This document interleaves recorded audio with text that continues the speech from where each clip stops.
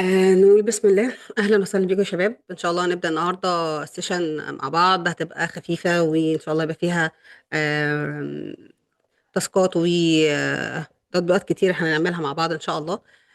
في البداية أحب أعرفكم بنفسي. أنا مها الخضري، خبرة في مجال الديجيتال ماركتينج والميديا باينج أكتر من 10 سنين. خبرة في السوق المصري والسوق الخليجي، اشتغلت في السعودية والإمارات والكويت ودول مختلفة في الخليج. اشتغلت في مجالات مختلفة، في مجال اي كوميرس والسيرفيس بزنس. وحاليا وعملت 2 تريننج فاونديشن، عملت 2 تريننج اكاديمي في مجال الديجيتال ماركتنج والميديا باينج. دربت فيهم اكتر من 5000 شخص. خرجنا ناس كتير متخصصة في مجال الديجيتال ماركتنج والميديا باينج تحديدا. وخاصة البيزنس اونر اللي هم عندهم مشاكل في إدارة البيزنس، ازاي يقدر يفهم البيزنس بتاعه حتى لو هو مش هيدير الإعلانات دي بنفسه، هو بيديرها من خلال تيم أو من خلال ايجنسي، بس على الأقل يبقى فاهم هو بيعمل ايه. متخصصة في مجال الاي اي حاليا. آه، كلنا متابعين الابديت، كلنا بنعاصر التحديثات اللي بتحصل بشكل يومي. آه، بس خلينا اقول ان احنا في مجال الديجيتال ماركتنج محتاجين نكون متابعين وسابقين كل ابديت بيحصل علشان نقدر نواكب التحديثات دي، علشان نقدر نكون نحقق افضل النتائج في شغلنا. سواء كنا ميديا باير او ديزاينر او وات ايفر، او كونتنت كريتور او ايا كان التخصص بتاعنا. خلينا نتكلم النهارده على اخر تحديث حصل معانا خاص بشات جي بي تي. خليني اعرف، كلكم جربتوا التحديث اللي حصل الخاص ب جي بي تي ايمج 2 ولا لسه؟ نكتب في الشات مين جرب التحديث الأخير.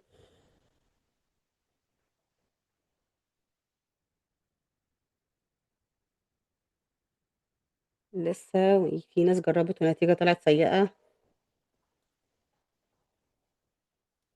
في الجرافيك عن نفسك. طيب حلو جدا. خلينا نقول ايه هي أهم التحديات اللي قابلتك وانت الناس اللي جربت. خلينا خلاص، انا عرفت في ناس لسه ما جربتش، في ناس لسه، عشان نبدأ مع بعض ستيب باي ستيب. وفي ناس جربت بالفعل. خلينا نعرف الناس اللي جربت وقابلتها تحديات او صعوبات في ان هي تطلع ديزاين بشكل احترافي، لان هو اصلا المديول اللي نازل ده هو نازل عشان يطلع بشكل احترافي جدا في التصميمات اللي طلعت او الديزاين اللي طلع. سواء كان انفوجرافيك او كان ديزاين عادي او كان بوست او وات ايفر اللي احنا هنتكلم عليه ان شاء الله. خلينا نشوف مع بعض. جربته كان رائع جدا، ممتاز. في نسخة مدفوعة وفي نسخة، النسخة الفري متاح فيها تقريبا 3 صور تقدري تجربي فيهم. النسخة المدفوعة طبعا بتجربي براحتك. طبعا زي ما احنا عارفين ان اول ما المديول بينزل او اول التحديثات لما بتنزل دايما بتلاقي فيه سرعة في الاداء، والاداء بيكون عالي جدا وسريع وافضل النتائج كمان.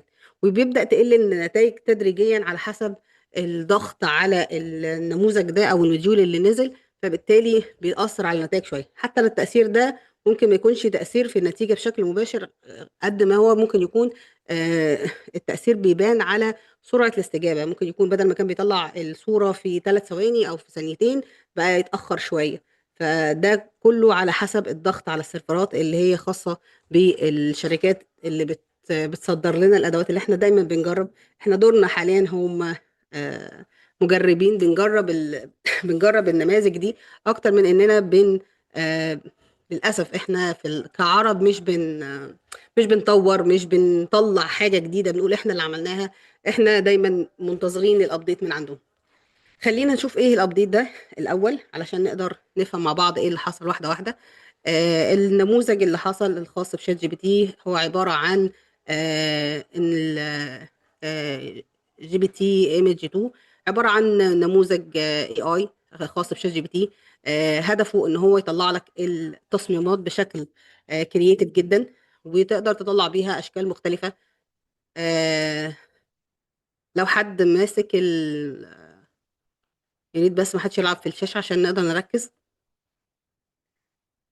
خلينا نقول مع بعض التحديثات اللي حصلت معانا.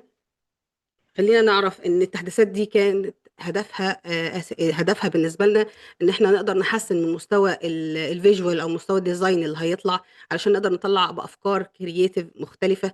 علشان احنا في مجال الميديا باير ومجال الماركتينج كنا بنعاني دايما من مشكله اساسيه: انا محتاج كرييتيف كتير وانا بشتغل في الاعلانات. دايما لا، الكرييتيف ده ما بيطلعنيش نتيجه، الكرييتيف ده انا نتائجه مش احسن حاجه. فدايما برجع للميديا الديزاينر علشان اقول له والله انا محتاجه كرييتيف. فطبعا ان احنا بنعتمد على فكره ان انا هكلم الديزاين علشان ياخد الفكره وبعدين ياخد ابروف. فاحنا قدامنا اسبوع على ما الديزاين يطلع. المكان ممكن علشان الكونتنت كلها او الكاليندر تخلص ممكن هتاخد شهر على ما تخلص. فانا في حاجات محتاج اعملها بشكل سريع. انا مش بلغي دورهم، بس عشان نكون واضحين، مش بلغي دورهم. انا ممكن قبل التحديث ده كنت بقول ان انا بستخدم ادوات الذكاء الاصطناعي والاي اي في ان انا اطلع الايديا والفكره اللي انا عايزه اطلعها واديها للديزاينر علشان يطلع لي الفكره اللي انا عاوزها اللي تساعدني في الاعلانات علشان اقدر اطلع نتائج افضل. ولكن حاليا اقدر اقول ان انا اقدر اطلع فيجوال كامله، واقدر اقول ان انا هطلع ديزاينات اعتمد عليها بشكل مباشر، واعتمد ان هي تقدر اقدر ادخلها في كامبين، اقدر ادخلها ككونتنت مع كلاينت معين. افكار كتير اقدر اشتغل عليها. آه، هوريكم بعض النماذج اللي احنا هنتكلم عليها برضو النهارده ككونتنت كامل اتعمل باستخدام الموديول. في بعض الافكار اللي احنا اشتغلنا عليها، زي مثلا في زي في ده اسمه كتيب الحصانه. ده عباره عن كتيب للادعيه تابع لمنصه المناجاه. فده برضو من الحاجات اللي احنا مجرد طرحنا الفكره وقلت له ان هو هيعمل كالندر كامله عبارة عن 12 بوست بمقاسات الانستجرام. فبدأ يعتمد على الهوية اللي بعتها له، وبدأ يعتمد على المحتوى اللي المفروض هيعتمد عليه، وبناء عليه بدأ يقترح المحتوى والتصميم. وطلعنا كالندر عبارة عن 12 ديزاين نقدر نعتمد عليها. طبعا عايزه اقول لكم ان احنا ممكن نقول احنا بعتنا الكالندر دي، حضرتك موافق على الديزاينات دي ولا محتاج اي تعديلات؟ طبعا اكيد في بعض التعديلات هنعملها، ولكن الفكرة كلها ان انت خلاص بدأت توصل لمرحلة التنفيذ السريع.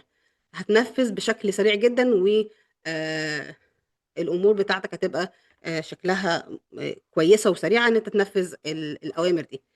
ثانية واحدة بس هقفل الشير علشان بس الكتابة اللي على الشاشة.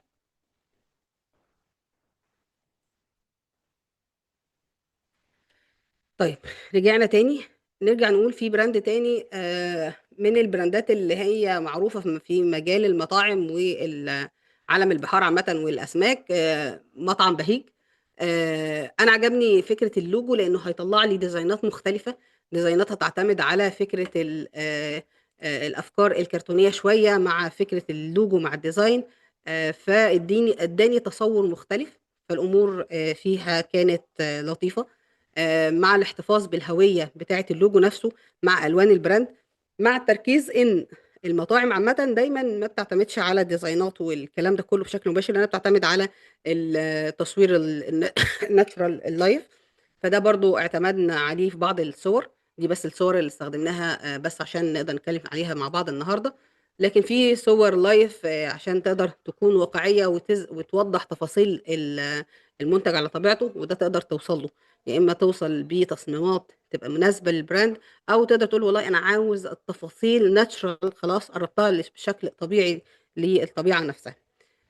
وكمان هنشوف ازاي نقدر نعمل خدنا براند زي هويه جهينه عشان نقدر نعمل له هويه عباره عن شكل العلبه نفسها وشكل الشنطه والكلام ده كله.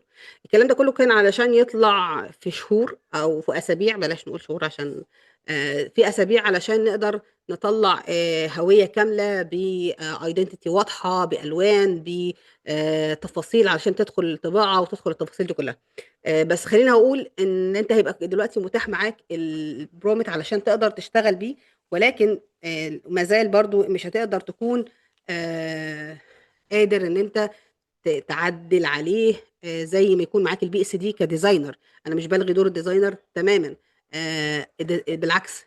اداه زي اداه من أداة الشات جي بي تي او جيميناي برضو تعتبر من الادوات اللي هي مساعده جدا للديزاينر، لانه هتديله افكار بناء عن دراسته. هو اكتر حد هيقدر يطلع شغل تحفة جدا. وهنشوف برضو بعض النماذج لناس اصلا متخصصة في الجرافيك ديزاين، فهتطلع شغل افضل بكتير من اللي احنا بنتكلم عليه.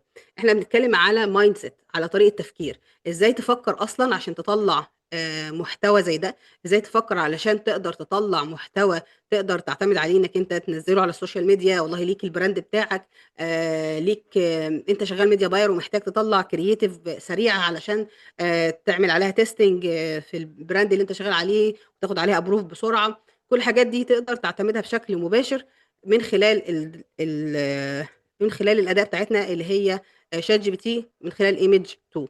طيب، انا برضو عملت لكم، جمعت لكم التصميمات اللي احنا عرضناها دي برضو في عباره عن ويب سايت. فاللينك ده هبعته لكم ان شاء الله بعد السيشن في الكوميونتي. هيكون في كل ديزاين عبارة ومعاه البرومبت بتاعه، تقدر تعمل كوبي للديزاين اللي انت وتجربه عندك، وهنشوف برضو النتائج فيها. ده برضو البرومبت بتاعه. ده طبعا خلي بالك ان انا في البداية كاتبة كلمة لايك ريفرنس، ده بناء على الريفرنس اللي انت هتقدمه له، عشان الهوية والالوان هتختلف. وطبعا نتائج البرومت هيختلف من مكان لمكان على حسب انت هتديله ايه، المدخلات اللي انت هتديها له. وهنشوف مع بعض دلوقتي برضو ايه هي افضل المخرجات، او ايه افضل الفورمولا اللي هي نقدر نعتمد عليها في كتابة البرومت نفسه، واحنا بنشتغل على الامر نفسه. الافضل حاجة واحنا بنشتغل عليها ثانية واحدة. افضل فورمولا نقدر نتكلم عليها، ان انت تقدر تعتمد على، هتديله الاستراكشر واضح. يعني ايه استراكشر واضح؟ يعني هتبدا تقول له والله انا عاوز اجهز مثلا، آه، عندنا كامبين لبزنس معين، وليكن زي ما احنا كنا فاتحين مثلا براند من البراندات دي، وليكن كتيب الحصانة. احنا عايزين نعمل كامبين لكتيب الحصانة، عبارة عن بعض بعض البوستات وهنعتمد عليها. طيب اكتب ازاي، او ايه هي المعادلة الصح اللي انا اشتغل عليها؟ هعتمد على ان انا هقول له في سبجكت واضح ان انا هشتغل عليه. انا هشتغل على حملة اعلانية على حاجة اسمها كتيب الحصانة. كويس جدا. طيب هديله التفاصيل بتاعتي دي، عباره عن كتيب اسلامي متخصص في الدعاء، واديله التفاصيل، الستايل والاضاءه ومقاس المقاس بتاع الديزاين نفسه. هل انا عايزه مقاس طولي ولا مقاس عرضي ولا مقاس انستجرام، ولا انا عايز الصوره دي مقاسها، عايزها مثلا 4K ولا 8K ولا ايه هي التفاصيل وابعاد الصوره بشكل واضح. خدوا بالكم اهم نقطه، كل ما تديله تفاصيل اكتر وكل ما تديله تفاصيل محدده، كل ما يبدا يظهر معاك بشكل يديك نتائج بشكل اوقع. يعني في ناس بتقول والله انا جربته بس قال لي النتائج وحشه جدا. طيب النتائج وحشه جدا اللي انا قلت له، دخلت وقلت له لو سمحت، او قلت له اعمل لي صوره عربيه، اعمل لي صوره براند مثلا شيبسي وخلاص. لكن انا ما حددتلوش والله البراند ده اسمه ايه، ومهتم او الفئه بتاعته مين. طيب انا عايز شكل شكل البراند، او شكل السيشن اللي انا عايز اعملها عباره عن ايه. وخاصه الحته دي مهمه جدا جدا للناس اللي بتشتغل في مجال الفاشن والازياء والموضه، علشان انت هنا بتتعامل بشكل مختلف تماما. فلازم تديله كل التفاصيل. هتقدر تقول له والله انا انا هعمل سيشن، اعتبر نفسك انت حد متخصص في الفوتو سيشن، زائد ان انت متخصص في عمل التصوير كجرافيك ديزاينر كمان. هتديله كذا تخصص علشان تقدر تطلع منه افضل النتائج. تمام. هتقول له والله انت جرافيك ديزاينر، وانت متخصص في عمل الفوتو سيشن في مجال الفاشن مثلا، خبرة 10 او 15 سنة مثلا، عشان يديك افضل النتائج. انا عايز اطلع سيشن تصوير من المنتج ده. طب ايه هو المنتج ده؟ ممكن يكون مثلا سكارف، طرحة عادية، او مثلا فستان. تمام. فانا عايز اطلع موديل لابسه الفستان ده بتصور معين. طيب هي لابساه مثلا في مكان هاي كلاس، في مثلا بصور في اماكن مثلا في وسط البلد، او هو بصور في اماكن عايزه الاضاءه ليلي او الاضاءه نهاري، انا عايزه الاضاءه في الشارع. كل ده كل ما بتدي التفاصيل اكتر كل ما بتاخد نتائج افضل ومحدده زي اللي قريبه جوه في دماغك.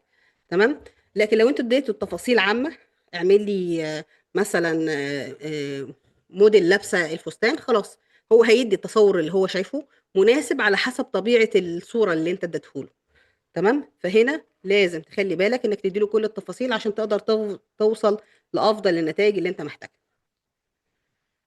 طيب، زي ما كنا بنتكلم احنا استعرضنا بعض النماذج اللي احنا قلنا هنعملها مع بعض، او اللي احنا شفناها مع بعض بشكل لايف. خلينا نفتح شات جي بي تي، مش هنقعد نتكلم كده كلام نظري كده وخلاص. خلينا نفتح شات جي بي تي ونشوف احنا هنعمل ايه، وهنشتغل بيه ازاي، وهنتعامل معاه ازاي بشكل مباشر. كده الشير اتغير على شات جي بي تي. نغير الشير ثانية واحدة.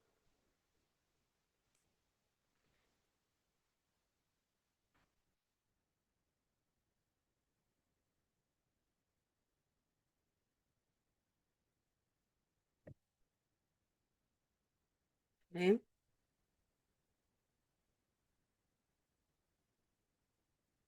كده، تمام كده. اوكي، يلا بينا. طيب خلينا نقول احنا هنعمل وليكن مثلا حاجة من اللي احنا شفناها مع بعض دلوقتي. خلينا نبدأ ب آه بهيج مثلا، الكامبين بتاعت بهيج دي. خلينا نشوف ازاي نعملها مع بعض.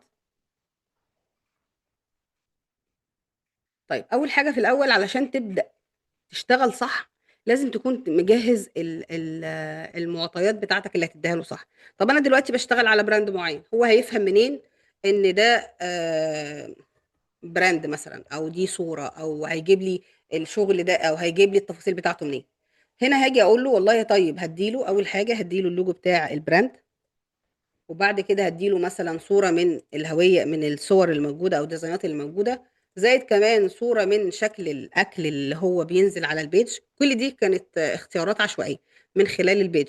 وبعد كده اديته برومبت كانت حتى بالعربي، مش لازم تكتب تفاصيل حتى بالانجلش قوي يعني. بس اللي بعد كده هنكتبه بالانجلش مع بعض. طيب خلينا نقول له والله انت دلوقتي عباره عن ايه، عباره عن كاتب محتوى. كونك ان انت كاتب محتوى ومصمم جرافيك وارت دايركتور، كل دي تخصصات علشان يقدر يطلع منها، هو هيتقمص الشخصيه دي وان هو يطلع الشغل ده. آه، هتقدر تقول له والله انت بخبره 10 سنين مطلوب منك تعمل كامبين لمطعم سمك، المطعم ده اسمه بهيج. وده دلوقتي بناء على المرفقات، ده البروم بتاع اللي احنا كنا كاتبينه، وبناء على ان انا الصوره الصوره والهويه اللي انا اديتها لك واللوجو وكل التفاصيل، هتعمل لي كونتنت عباره عن 10 بوست. خلينا نشوف هو هيتعامل معانا ازاي. هوريك لو انا اديته تفاصيل ولو انا ما اديتوش تفاصيل هو هيعمل معانا ايه. خلينا نفتح تاب تانية برضو.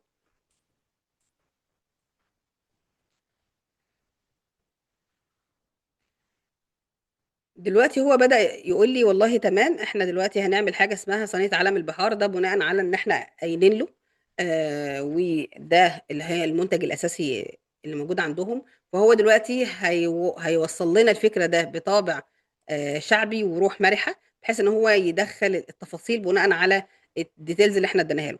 هيبدأ يديني يقول لي والله انت عندك 10 ادي 10 بوستات زائد البرومت، تقدر تعدل بقى اللي انت عايزه. هنا بقى اتجاه التصميم ده مهم جدا. هنا وضح لك حتى ايه هي الالوان اللي موجوده في الهويه اللي انت بعتها، ايه الستايل، الاضاءه، الخط اللي اشتغل بيه، استخدام كلمه بهيج في اغلب البوستات عشان هو ده اصلا اسم البراند. تمام. بعد كده هيبدا يقول لك ده البوست عباره عن الكوبي الاساسي بتاعه. تمام. الكوبي اللي انت ممكن تستخدمه وانت تقدر تغيره عادي، يعني ده شيء يرجع لك طبعا على حسب هل هو فعلا بيساعدك في الكامبين بتاعتك ولا لا. بعد كده هتلاقي في ادي البرومت الاولاني اللي اداهولنا. فهنا بالظبط اداني 10 بوستس معاها البرومت بتاعي. وبعد كده هتلاقي بعد كده ادي كل ال- الافكار اللي اشتغلت معايا. فهنبدا ناخدهم واحده واحده كده ونشوف الفيجوال دي هل هي فعلا هتديني تجربه صح ولا انا محتاج اعدل فيها. خلي بالك انت محتاج تعمل كذا حاجه. اول حاجه ادي هتضغط على ادي البرومت الاولاني، خدناه كوبي. هنا بيقول لي ادي انت الصوره بتاعتك، ادي التفاصيل بتاعت الديزاين، وادي ده الريزوليوشن بتاعنا هيبقى عالي جدا وهيبقى 8K. زائد انا عايزه السايز بتاعه انستجرام، ده هيبقى انستجرام بوست.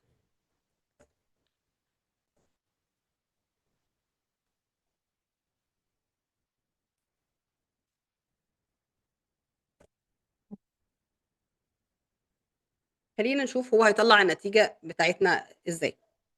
طيب، زي ما انتم شايفين هو بدأ يقول لي creating image. فعلى ما هو يطلع الديزاين قدامي، انا هاجي اقول له والله دلوقتي هاجي بشكل عادي جدا، هاخد بس اللوجو ده، وهروح على شات جي بي تي فاضي خالص. انا بس عملت حاجه، انا هنا مستنيه انه يطلع لي الصوره.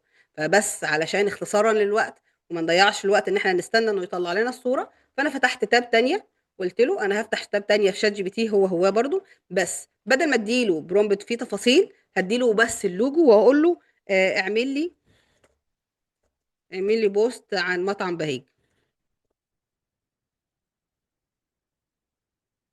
وخلينا نشوف النتيجة هنا والنتيجة هنا هيكون ايه النتيجة، وهل ده افضل ولا ده افضل. ادي الصورة اللي طلعت، اعتقد انها صورة طلعت بسرعة جدا، وخدت نفس روح اللوجو، وافضل كمان، وادتني تفاصيل كويسة جدا في الديزاين. زائد ان انا مجرد ما هعمل حاجة مهمة جدا، ادي الديزاين اهو ظهر قدامي. هتلاقي عندك كلمة edit قدامك. على الايديت ده هو بيديك كمان امكانيه، الامكانيه بتقول لك ايه؟ دلوقتي انت عندك امكانيه التعديل في الصوره، زائد التعديل في ابعاد الصوره، والتعديل في التفاصيل اللي جوه الصوره. لو انا ضغطت على كلمه ايديت، هنا بيقول لي اكتب الديسكريبشن بتاعك، ايه هو التعديل اللي انت عايز تضيفه. هنا مثلا هقول له ضيف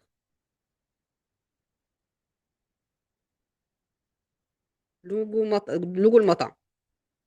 هو ملوش مكان، بس انا بس عايزه اشوف هو هيعمل ايه. ده رقم واحد، ده التعديل الاول. هيبدأ يعمل اناليسز، خد الصورة اهي كمرجع بالنسبة له، وبيعمل اناليسز عليها وبيحللها، وبيبدأ يطلع الايه، التفاصيل بتاعت الصورة. تمام. طيب، على ما يطلع تفاصيل الصورة دي، قبل ما اخش بقى في التفاصيل بتاعت التعديل والتفاصيل بتاعت تغيير مقاسات الصورة، حد مش فاهم حاجة، لو حاجة مش واضحة نكتب في الشات، وانا هتابع معاكم اول باول. انا بحب اتابع جزء بجزء بحيث ان احنا نبقى متابعين مع بعض. في حاجة مش واضحة يا شباب؟ طيب، ممتاز. انا كتبت بالعربي، وهوريكو هو كتب لي بالانجليزي، وهوريكو هو ازاي اخليه يطلع لي افضل برومت بناء عن تصوره هو. النسخه اللي انا بشتغل عليها هي نسخه مدفوعه. تقدر تجرب على النسخه المجانيه ليك ثلاث تجارب، انك انت تقدر تعمل 3 صور تقريبا في اليوم. حاضر، هوريكي ازاي خدنا البرومت بالانجلش تاني وازاي اشتغلنا عليه. حاضر. طيب، على ما يطلع لنا الديزاين اللي احنا مستنيينه او التعديل اللي هيحصل، احنا قلنا واحنا بنشتغل من الاول خالص، انا قلت له ان انت كاتب محتوى، وان انت في نفس الوقت آه انت ككاتب محتوى، وفي نفس الوقت مصمم جرافيك وارت دايركتور، عندك خبرة 10 سنين. فانا اديته تصور عن طبيعة المهنة والوظيفة بتاعته، وهو محتاج ايه بالظبط. وبعد كده قلت له انا عايزه اعمل كامبين لمطعم، الكامبين دي عبارة عن 10 بوست. فبناء على البرومت اللي انا اديته له، فبدأ يفهم معايا التفاصيل علشان اقدر اطلع كامبين محترمة. هيطلع لي فيها الفكرة عبارة عن ايه، ويطلع لي فيها اتجاه التصميم عبارة عن ايه، ويطلع لي فيها 10 بوستات انا عايزاها. وال10 بوستات دي عبارة عن الكوبي اللي هيكون على الديزاين نفسه او الكوبي اللي هنستخدمه، زائد البرومت نفسه اللي انا بشتغل بيه، والبرومت طبعا بالانجلش مكتوب. تمام. آه وتقدر تقول له كذا حاجة، تقدر تشرح له البرومت براحتك. يعني هنا الافضل اطلب منه برومت ولا اشرح انا اللي عايزه.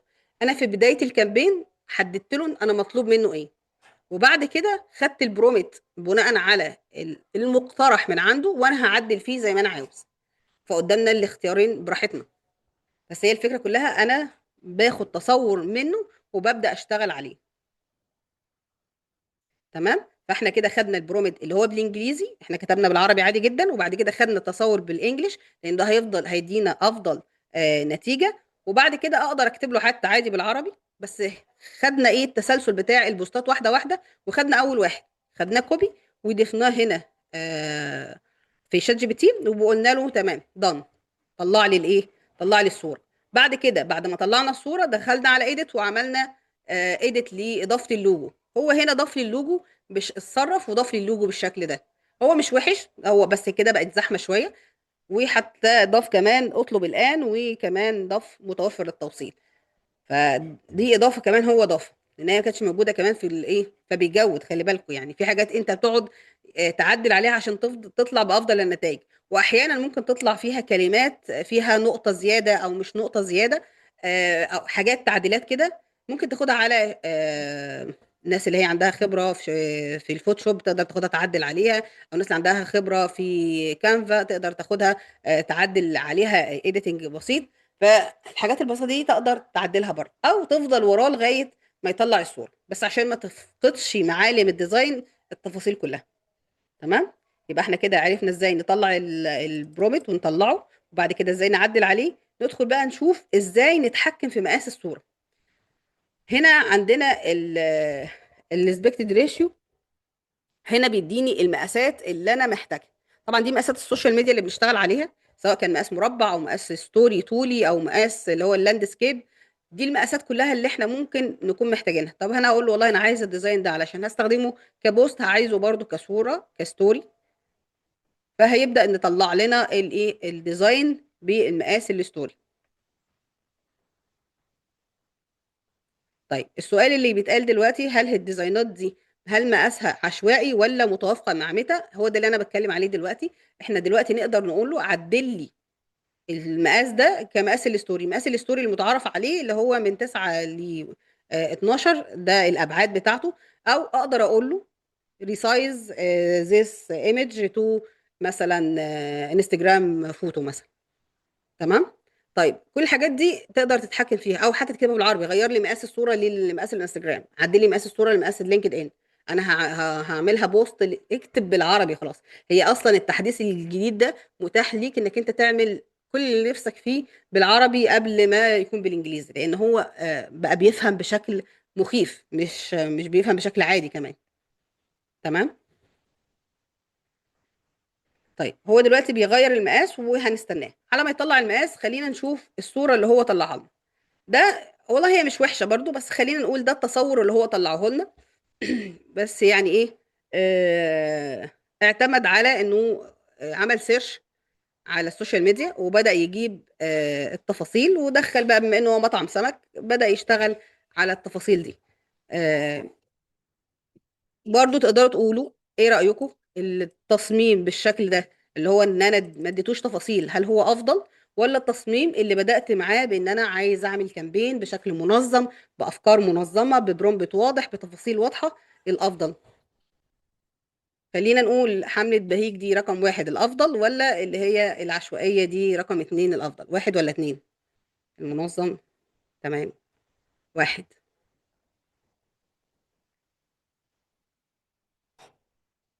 ممتاز. تمام. مبسوطة جدا ان انتوا متابعين، وده اهم حاجة ان احنا نفهم مع بعض علشان انا يهمني ان احنا نستفاد. احنا بعد الديزاين ده هناخد بريك بس 5 دقايق عشان لو حد هيصلي المغرب. 5 دقايق وهنرجع ونكمل بقية السيشن بتاعتنا ان شاء الله. بس او بدأ يطلع معانا الديزاين.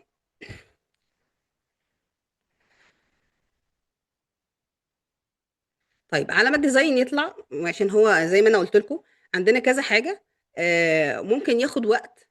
في ممكن ادي البرومبت صغير جدا، انا قلت لك عدل لي الديزاين بس هو انتوا شايفينه صغير، ولكن هو بيعمل تغيير في الابعاد والمقاسات وشكل الديزاين، وهنشوف الشكل هيطلع عامل ازاي. فده ممكن ياخد وقت معاه شويه. فعلى ما هو يطلع لنا الديزاين قولوا لي كل واحد تخصصه ايه، وايه وصل لفين في الاي اي في الشات لغايه ما يطلع الديزاين، وبعد كده ناخد البريك.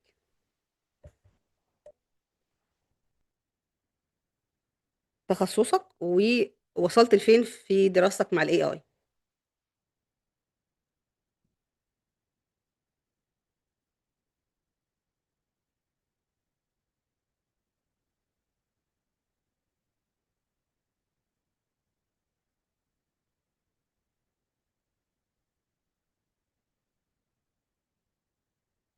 معايا يا شباب؟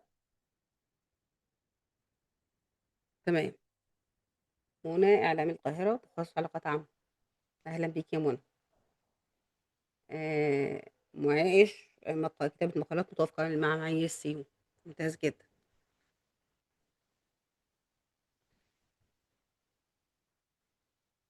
ده اخصائيه تحاليل و آه، تخصصت كتابه محتوى. مهندسه انتاج، هندسه زراعيه. مهندس معماري، تصميمات الجرافيك والفيديو. ممتاز.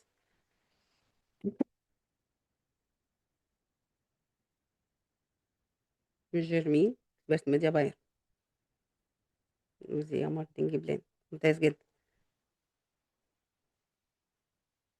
اخيرا لقيت حد معايا ميديا باير. تمام.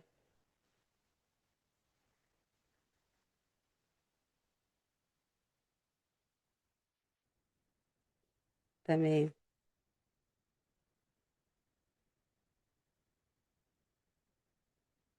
سحر كونتنت، ارجعي يا سحر علشان التأخير مش هيفيدك. ارجعي وتابعي واعملي ابديت بشكل مستمر، علشان اللي جاي كله محتاج ان احنا نكون ابديتد بشكل سريع ده جدا. كل اللي موجودين معانا متخصصين في مجال الميديا باينج ومجال الديجيتال ماركتنج والكونتنت كريتور والماركتنج مانجر. تخصصات كلها مرتبطة بمجال الماركتنج عامة، والديزاينر. أسماء ميديا باينج. يا هلا يا هلا. نورتي يا أسماء.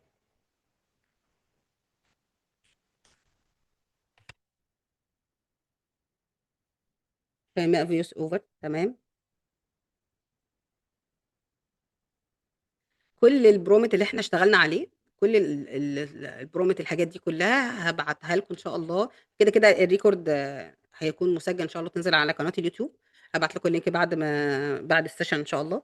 و الويب سايت اللي انا بعته لكم، اللي احنا مجمعين فيه التمبلت للبروجكت اللي اشتغلنا عليها كلها، ان شاء الله هبعتها لكم. بحيث ان الديزاين هيكون قدامه البرومت، تقدر تجربه ونجرب مع بعض النتائج على الجروب. بعد السيشن ان شاء الله هبعت لكم اللينك، وخدوا البرومت اللي موجوده ونجرب، كل واحد يبعت لي النتائج ونشوف ايه اللي ظهر معاكم، طيب وايه التعديلات اللي محتاجين تكون موجوده علشان تطلع بافضل النتائج. تمام. تمام يا سمر، اهلا وسهلا بيكي. طيب، اتشرفت بيكم كلكم يا شباب، والناس اللي لسه هتكتب، الناس اللي هتكتب تكمل انا معاكم.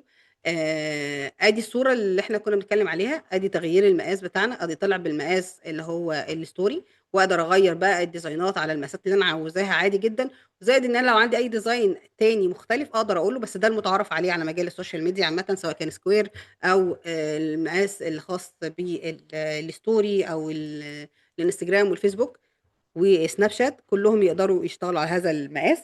بعد كده نقدر نعتمد عليه. والله الديزاين ده العميل اعتمده، الامور بقت كويسه، هنلاقي الدنيا هنعتمده ونقدر نشتغل بيه. تمام. طيب خلينا ناخد بريك زي ما قلنا. خلينا ناخد بريك 5 دقايق، وهنرجع نشارك مع بعض ان شاء الله. اي حاجه هنشاركها خلينا نشاركها على الجروب، بحيث ان احنا نستفاد من خبرات بعض. ولو عندي اي تعليقات على الشغل، او في اي تعليقات مننا مع بعض، هدفنا على الكوميونتي ان احنا بنجرب وبنساعد بعض. فخلينا نتابع مع بعض ان شاء الله بعد البريك. محدش يخرج، نرجع تاني ان شاء الله.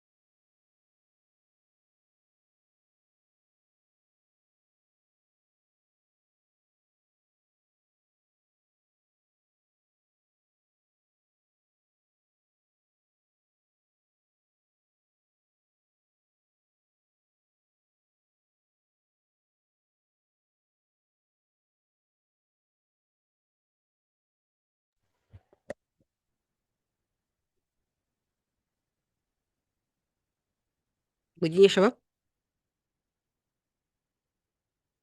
طيب يلا بينا نرجع. خلينا ناخد سؤالين كده من الشات الأول وبعد كده نكمل. مروة، في نماذج تحفة جدا، شغلك جميل، حلو قوي الشغل اللي انت حاطاه.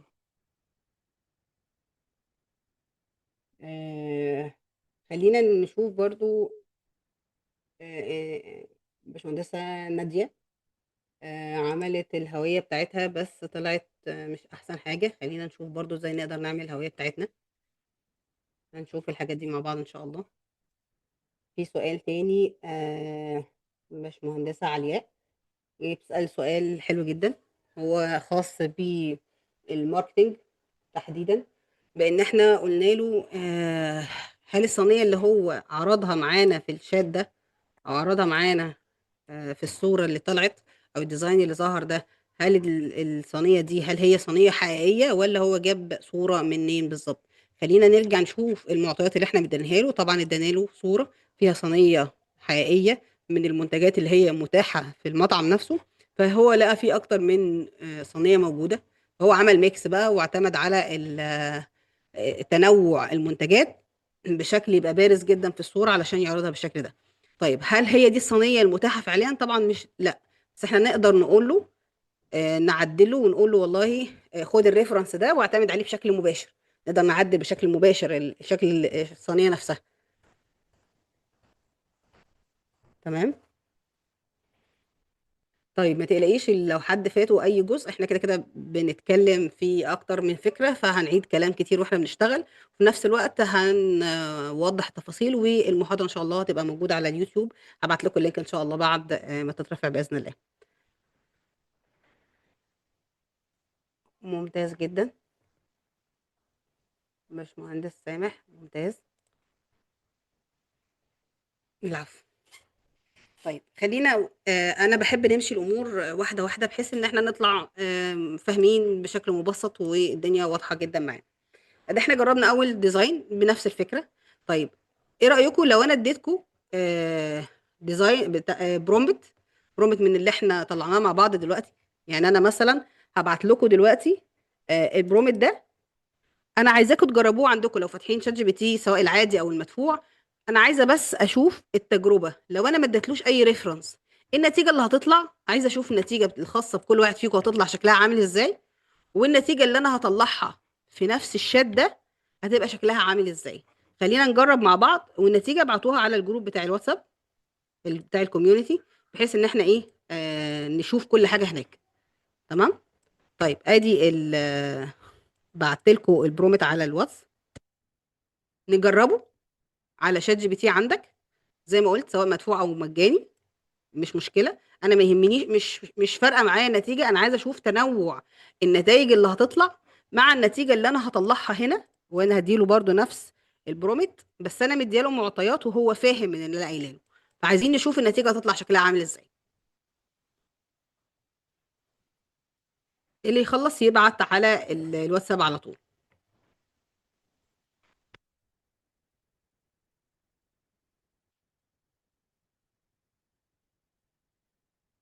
بالمناسبة ده من أكتر الحاجات اللي أنا بحب أعملها دايما وأنا بشرح في المحاضرات بتاعتي، إن إحنا دايما لما يبقى في أي تاسك معين نحب نشتغله مع بعض، نحب إن إحنا نجربه وبعد كده نبعته على الجروب اللي إحنا موجودين فيه، بحيث أنا أتأكد إن الناس فاهمة، الناس متابعة معايا. دي أهم نقطة. خلي بالكم هو طلع لي المقاس اللي طالع في الديزاين الأخير ده بناء على آخر أبعاد أنا حددتها له.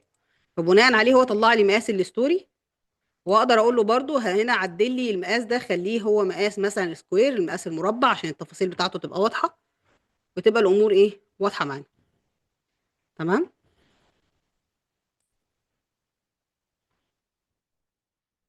ممتاز.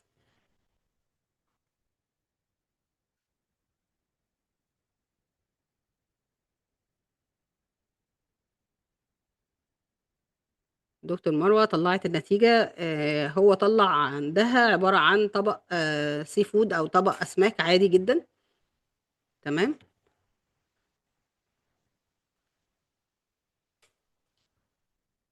حلو. ممتاز. على فكرة حتى مستوى الديزاينات اللي طلعت فهي تعتبر حلوة جدا لأنها قريبة فيها رياليتي كويسة قوي. ولكن نقدر نعتمد عليها برضو لو خدناها وعملنا عليها أي ديزاين كديزاين بشكل مباشر. تمام. ولكن اللي احنا طلعناه بناء، وخلي بالكم ان كل مرة هنجرب ديزاين، في كل مرة هو هيديك نتائج، بيحاول يوصل لك لأفضل النتائج.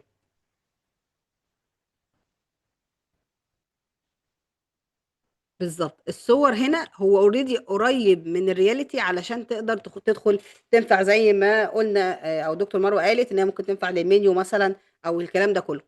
حلو قوي.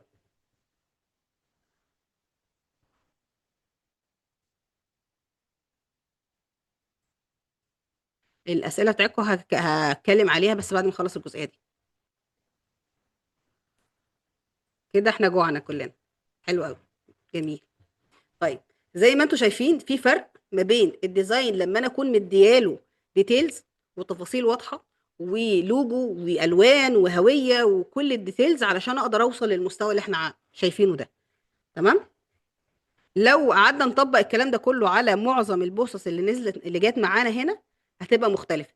طيب لو انتوا خدت البرومت الاولاني خالص اللي انا ضفته واديته كل الابعاد واديته كل التفاصيل دي، اديته اللوجو واديته بعض الصور من البراند نفسه واديته البرومت نفسه بشكل واضح وقلت له انا عاوز ايه او الكامبين عبارة عن ايه، هو اوريدي هيبقى هيديك ديتيلز اكتر وتفاصيل اكتر قريبة، تبقى مشابهة البراند.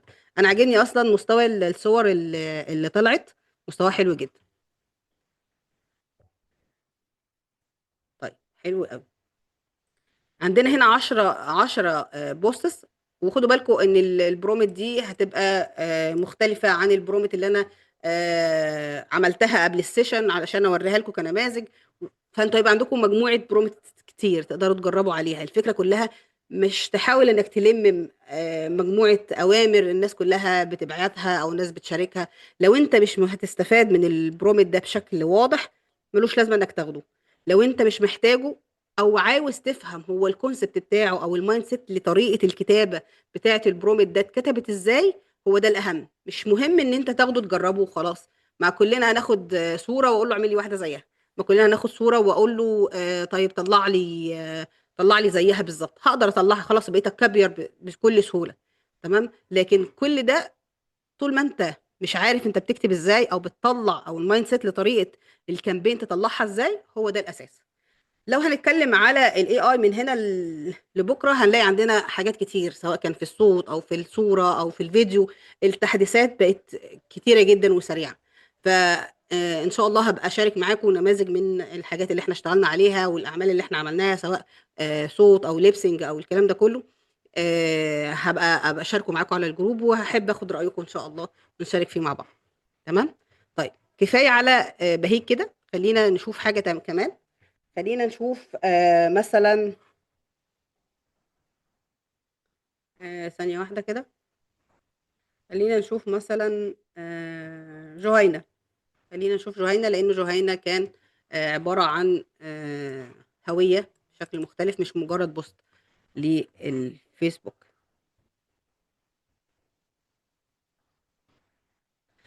برضو جهينة أول ما جيت أعمل ليها هوية بشكل كامل، جيت قلت للشات جي بي تي والله برضو من نفس الكلام.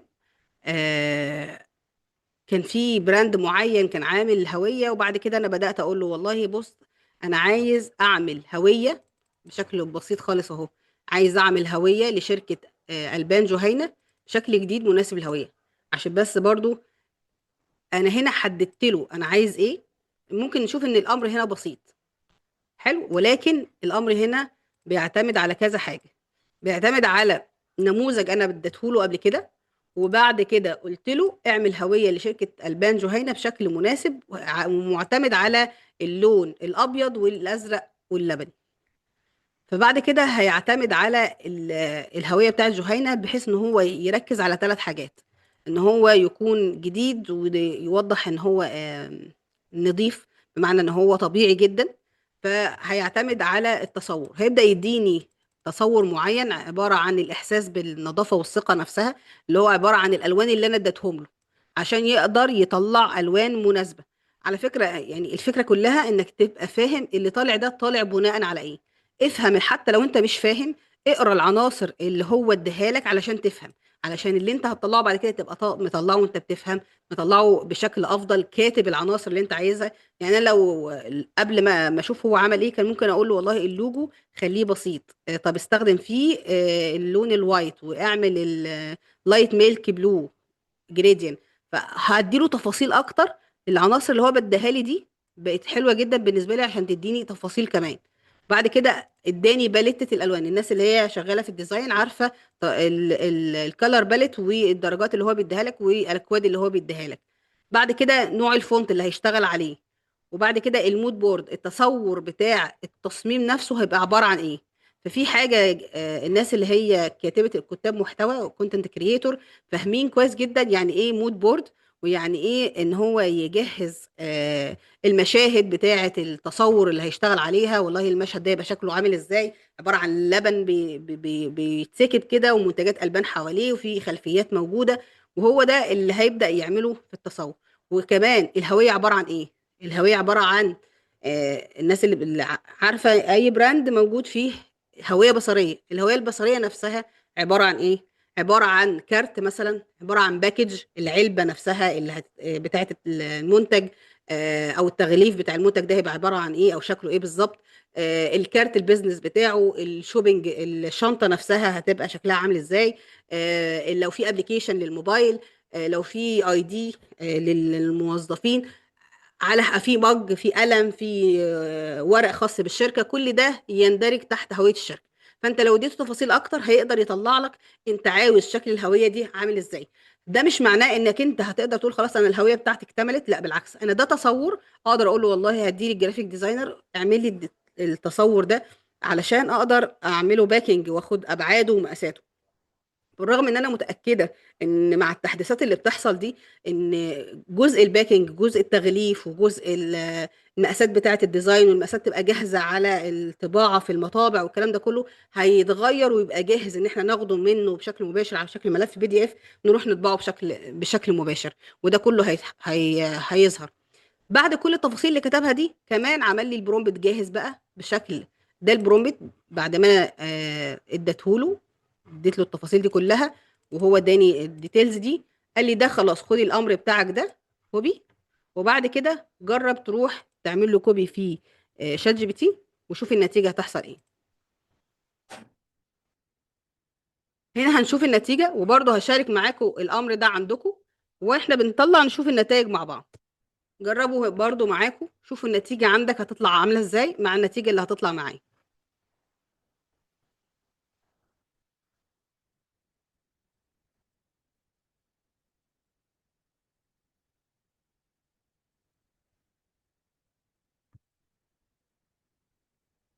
بعت البرومت ده على الجروب يشوفوا.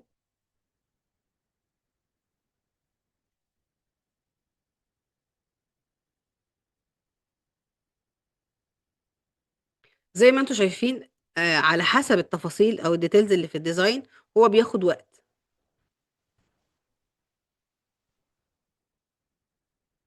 ولو تاخدوا بالكم انا دايما لما باجي اشتغل مثلا على براند معين ببقى خلاص عامله الشات اللي ما بيني وما بين شات جي بي تي اقول له خلاص ده تبع البراند اللي انا بشتغل عليه. البراند ده خلاص الكلام اللي ما بيني وما بينه في المحادثه والشات اللي بيحصل ده كله هو اوريدي بيفهمه وبيتعامل مع الداتا اللي هو مخزنها وبيسترجعها تاني. فبالتالي لما اقول له والله اعمل لي تصميم من المنتجات او اعمل لي كونتنت كاليندر بناء على المنتجات اللي احنا اشتغلناها مع بعض خلال الفتره اللي فاتت هيبدا يفهم انا محتاجه ايه. والله احنا اشتغلنا في براند ملابس مثلا على سكارفات، على اسدالات، على آم، آم، كفتان، على ايا كان اللي اشتغلنا عليه. خلاص اعمل لي بقى افكار خاصه بالكونتنت كاليندر علشان هشتغل عليها الفتره الجايه. فطلع لي بقى الافكار اللي انا هشتغل بيها. طيب طلع لي ديزاين ينفع مثلا للعيد، اللي ينفع الكلام ده كله. حلو. ده الديزاين اللي ظهر عندي. تمام. زي ما احنا شايفين ان الايدنتيتي واضحة بناء على الكلام والصور اللي انتوا بدأتوا تبعتوها. تمام. جهينة كتب واو. تمام. اللي قبلها كتب عمل لوجو بالانجلش وعمل تصور ليه.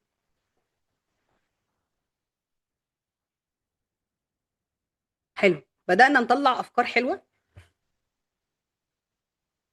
اخر واحد قريب من تفاصيل اللي احنا عملناها بنسبة 70% شوية، بس طبعا مع اختلاف الصور الداخلية. انا بتكلم على هيئة اللوجو، جابوا من اللوجو الاساسي مع التفاصيل.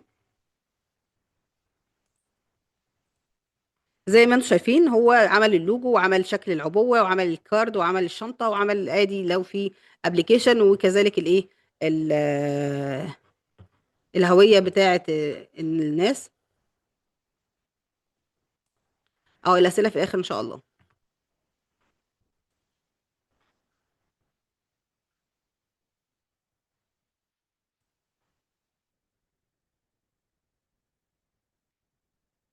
طيب. تمام جدا.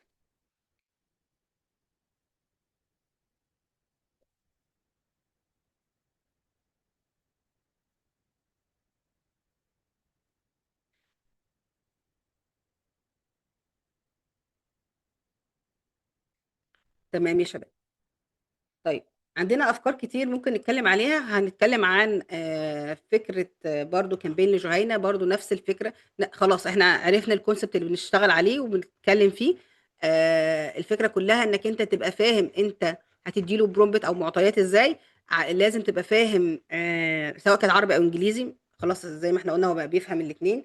زائد كمان انا لما كنت بجهز برضو الكامبين بتاعتي بتاعت الدبلومه بتاعت الميديا باير كنت بعتمد عليه. كنت حتى بعدله بالكلمه. يعني انا لما جيت هنا كان في خطأ في الاسم، فقلت له يغير لي الاسم.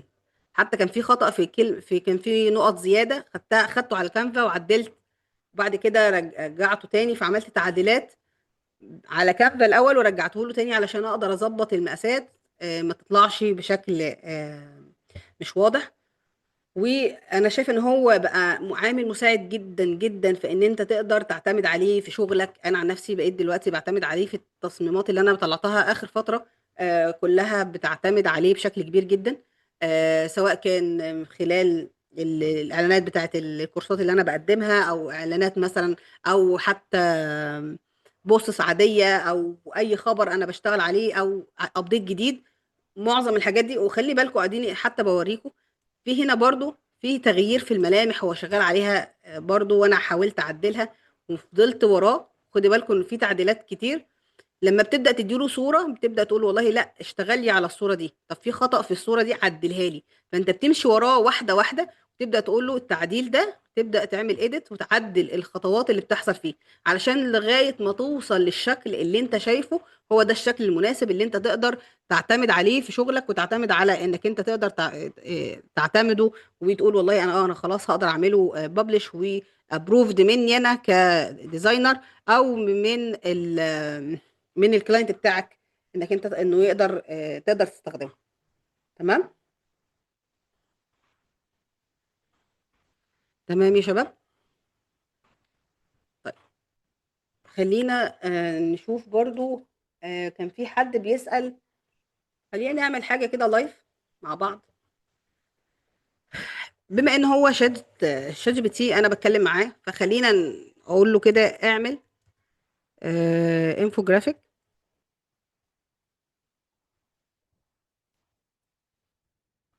عني بناء على دراستك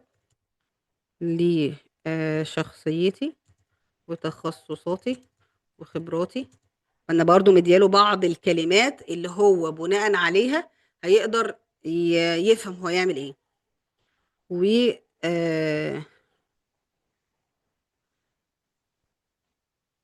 مع الاعتماد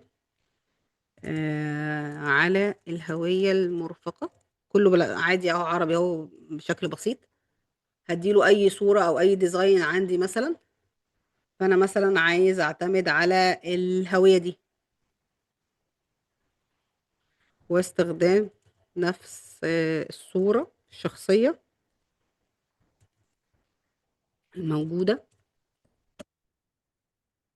في التصميم المرفق بالانجلش، لايك ريفرنس، وهيشتغل ويطلع لنا نتائج على طول. شكرا.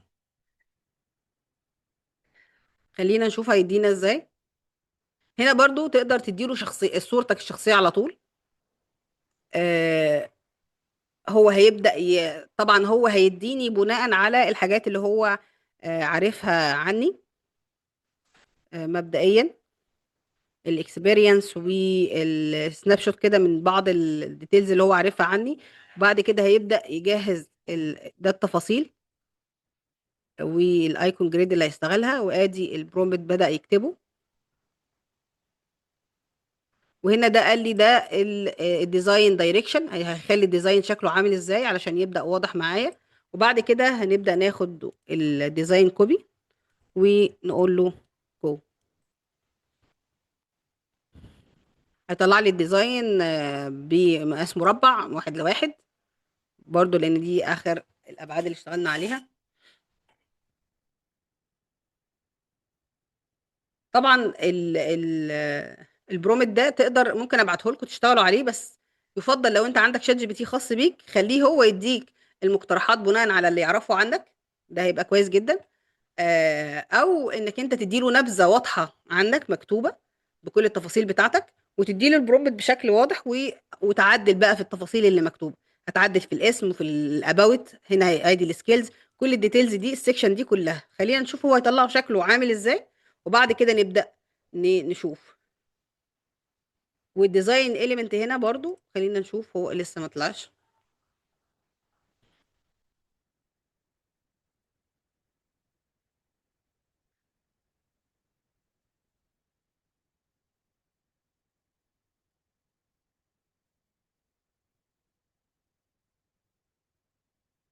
تمام.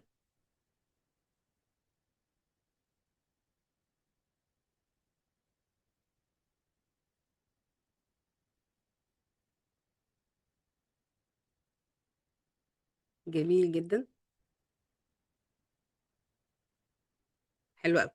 طيب خلينا برضو ساعات بيعلق، ممكن نعمل ريفريش برضو، فلما نعمل ريفريش ممكن يكون الصورة طلعت. حلو. السؤال بتاع ازاي اخلي شات جي بي تي يعرفني، دي هقوله لك حاضر في اخر المحاضرة. ادي عمل لنا هوية آه، بصرية كاملة. خلينا نشوف هو عمل ايه، الخبرات والتخصص والاسواق. اعتقد ان تمام. وادي التولز اللي احنا بنشتغل عليها، جوجل تاج، جوجل اناليتيك، التحليل البيانات، الخبرات، الذكاء الاصطناعي وصناعة المحتوى، تصميم صور احترافية، إدارة الحملات الإعلانية، ميتا، جوجل ادز، تيك توك. والله هو قام بالواجب يعني. الإنجازات اللي الواحد حققها، آه، هو اعتمد على معظم الكلام اللي احنا اتكلمت فيه انا وهو، في إدارة الميزانيات، إدارة الحملات، إدارة الأكاديمية، عمل الكورسات، المجالات اللي الواحد اللي اشتغلنا عليها، الادوات اللي بنشتغل بيها الاساسيه، الرؤاز. والله هو تمام، عجبني جدا، ممتاز بصراحه. يعني انا شايفه ان هو بالنسبه لي كويس جدا. ممكن اقول له كمان اعمل نسخه بالانجليزي.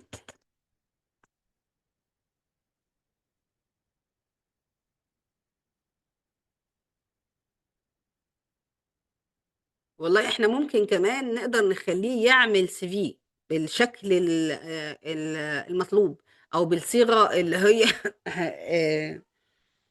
كنت عايزه اقول لكم ان احنا نقدر نخليه يقدر يعمل لنا زي ايه، سي في صغير كده. بحيث ان انا والله حد عايز يتعرف عليا اكتر هقول له والله اتفضل، ادي ده البروفايل بتاعي، انت مين؟ فحد يقول لي والله انت مين، هقول له خلاص اتفضل. بدل ما كنت هقعد بقى اديله لينكد ان ويقعد يتكلم ولا يقعد يشوف السي في بتاعك 10 ورقات ولا كام ورقه، ولا البورتفوليو اللي 50 60 صفحة، فبتلاقي الموضوع بقى صعب. فانت عايز حاجة ملخصة كده، تقول والله اتفضل، ده عبارة عن الايه، التعريف بتاعي او الهوية بتاعتي. فانا شايفة ان ده يعتبر انفجرافيك حلو جدا ان احنا نقدر نعتمد عليه او نديه لحد. تقدروا برضو تجربوه لو انتوا خدتوه عندكم. بس خلي بالكوا اللي حسن شكل الديزاين ان في ريفرنس. وخدها قاعده ان لازم لو عندك ريفرنس واضح وانت عارف الهويه بتاعتك عايزها تطلع بشكل ايه، هو هيطلعها لك.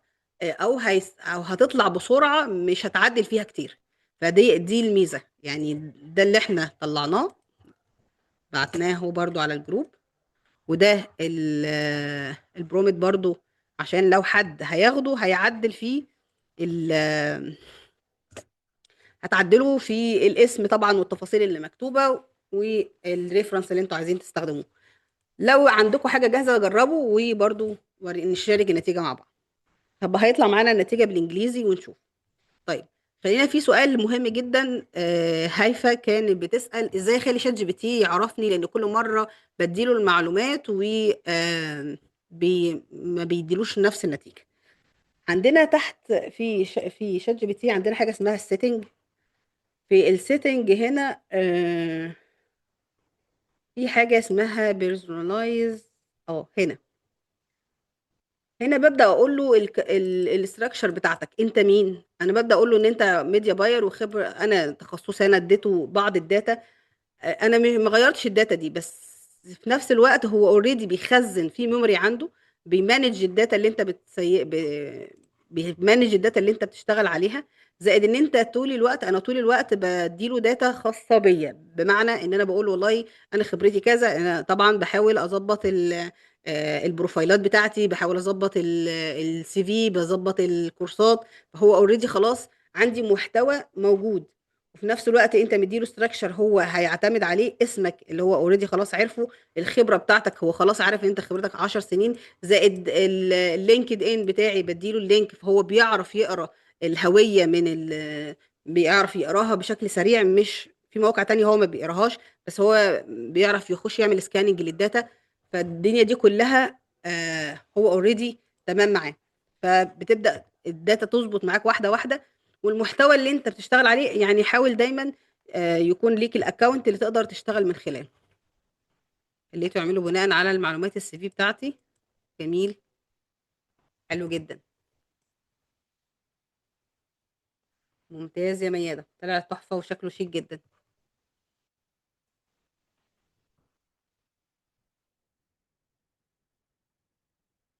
ممتاز يا شباب. انا والله مبسوطة جدا بالتفاعل مع بعض النهاردة، والتجارب اللي احنا بنجربها. ان شاء الله الفترة الجاية هيبقى في تجارب كتير، وخاصة الناس اللي معانا متخصصة في مجال الميديا باينج والكونتنت برضو. دايما انا بحب اي ابديت اشوفه، واحاول اوصل للنتائج فيه، واشارك بيها التجارب بتاعتي. فدايما ان شاء الله ترشحينا نشترك مع مين. تحبي تشتركي في ايه يا مي؟ ده طلعه بالنسخة الانجليزي بشكل مقاس المربع. فده يعتبر برضو ديزاين كويس جدا، الواحد يقدر يستخدمه كنماذج من التعريفات ليه. بس طبعا لعب في ملامح الشخصية شوية، بس من بعيد، مش يعني لعب في ملامح الشخصية، مش مشكلة. شات جي بي تي بلس، لا انا مش، انا مع شات جي بي تي برو العادي على فكرة، مش يعني شات جي بي تي برو عادي. النسخة اللي عندي. تقدروا برضو تشتركوا. لو حد فيكم يقدر معاه كريدت كارد، يقدر يشترك يعمل نفسه اكونت على طول. لو لو بالنسبة لكم محتاجين الاشتراكات الخاصة بشات جي بي تي، طيب هوفرها لكم ان شاء الله. ما اعرفش حد معين بصراحة، لان بقالي فترة ما بشتركش مع حد في شات جي بي تي. فان شاء الله باذن الله هبعت لكم التفاصيل، لو حد محتاج الاشتراك يبلغني وانا هوفر لكم الاشتراك ان شاء الله. بالنسبة لي دبلومة الميديا باير، نشترك فيها ازاي؟ طيب برضو تفاصيل دبلومة الميديا باير ان شاء الله، يعني لو حابين تعرفوا ديتيلز عنها ممكن تواصلوا معايا على البرايفت، وخير الادمن يتواصل معاكم بالتفاصيل ان شاء الله.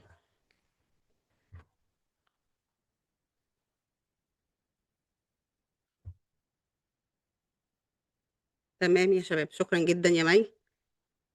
تمام، بلغوني على الكوميونتي كام واحد محتاج الاشتراك، وانا ان شاء الله هتواصل معاكم، او كلموني برايفت وانا هوفر لكم الاشتراكات باذن الله واديكم الديتيلز بتاعتها.